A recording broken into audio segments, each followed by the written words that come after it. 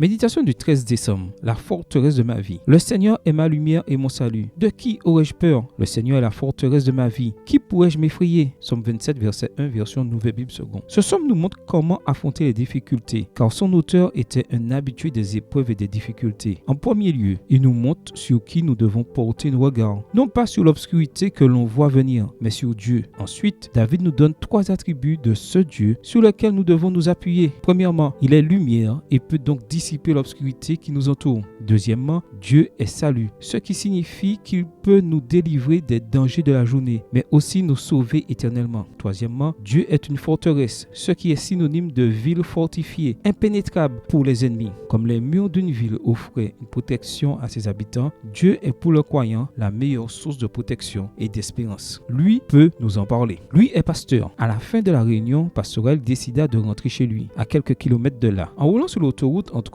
Medellín et Bogota, il put observer une longue file de véhicules arrêtés. Arrivé à son niveau, il apprit que c'était un barrage des rebelles qui réalisait ce qu'on appelait à l'époque une pêche miraculeuse. Les rebelles armés arrivèrent à sa voiture et lui intimèrent l'ordre de descendre. Ils le conduisirent immédiatement dans les montagnes avec un autre groupe de personnes. Enlevé par les rebelles, il savait qu'il passerait beaucoup de temps loin des siens. Il décida alors de se confier à Dieu. Il consacra le temps de sa séquestration à prêcher à ses ravisseurs. Il ne perdit aucune occasion de leur montrer la bonne nouvelle. Irrité, le commandant décida finalement de le relâcher, craignant qu'il ne convainque le reste de ses troupes. Pendant sa captivité, le arrobas Seigneur a été pour lui lumière, salut et forteresse. Il désire l'être pour toi aussi en ce jour et pour le reste de ta vie. Amen. Bonne journée à toi et que le Seigneur te bénisse.